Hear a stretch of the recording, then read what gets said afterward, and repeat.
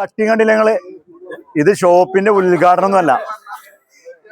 നമ്മുടെ കരുവാരകുണ്ട് പഞ്ചായത്തില് ഒരു പക്ഷെ കേരളത്തിൽ തന്നെ ആദ്യമായിട്ടാണ് കാരണം ഇങ്ങനത്തെ ഒരു ഉദ്ഘാടനം, ഇങ്ങനത്തെ ഒരു ഓഫീസും.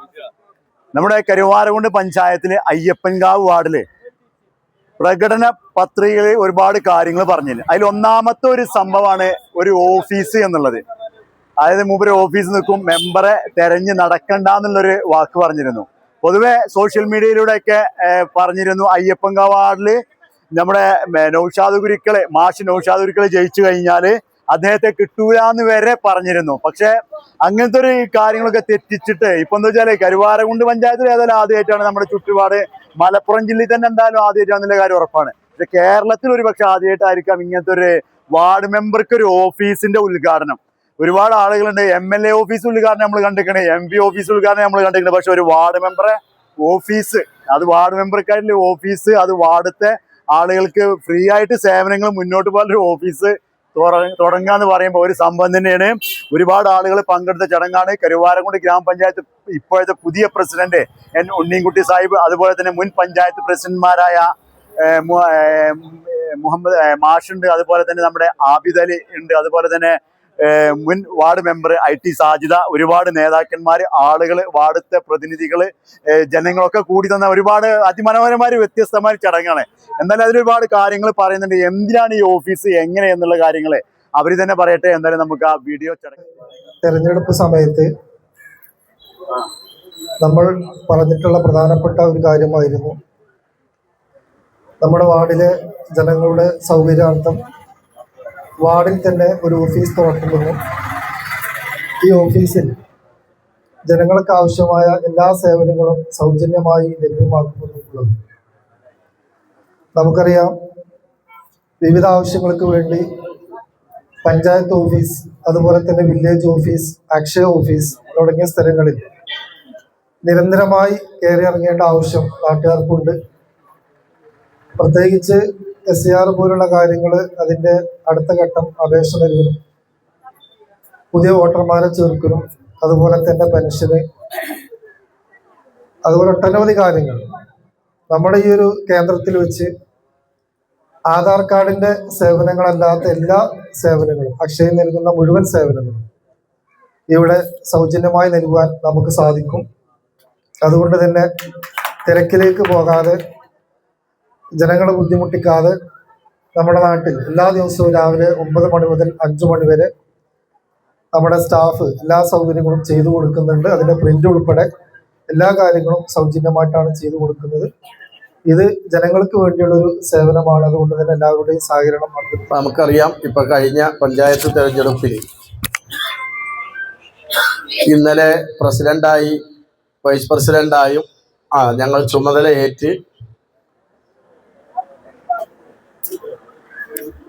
നമ്മുടെ സേവനത്തിന് വേണ്ടി, പ്രവർത്തനങ്ങൾക്ക് വേണ്ടി തയ്യാറായിരിക്കുക.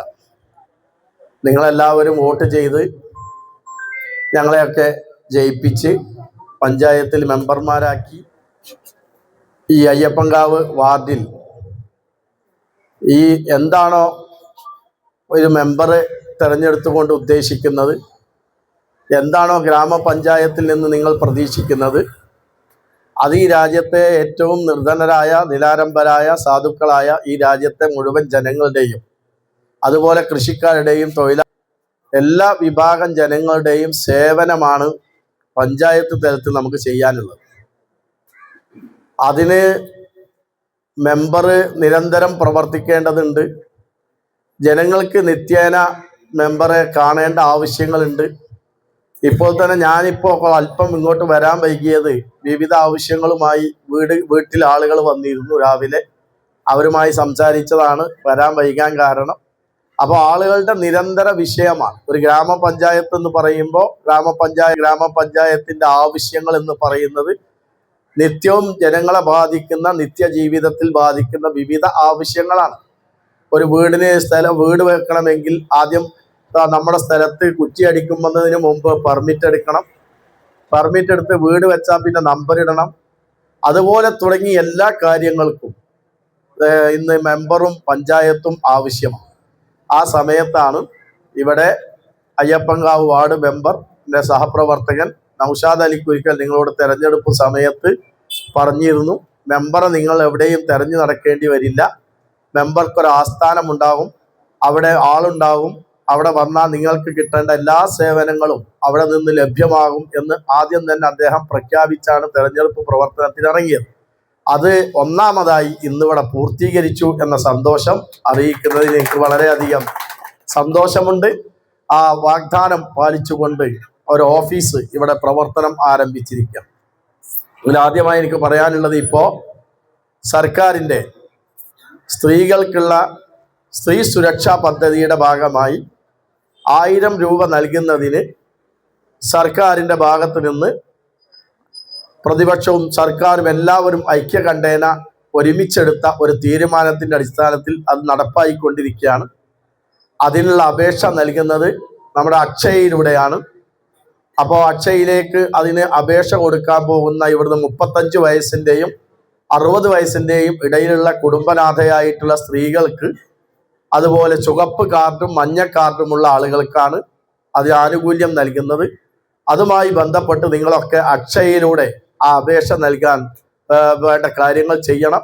അതിനാവശ്യമായ സഹായം ചെയ്യുന്നതിന് ഒന്നാമതായി ഈ ഓഫീസ് അതിൻ്റെ പരിഗണന നൽകുന്നുണ്ട് എന്ന വിവരം കൂടി നിങ്ങളെ അറിയിക്കുകയാണ്.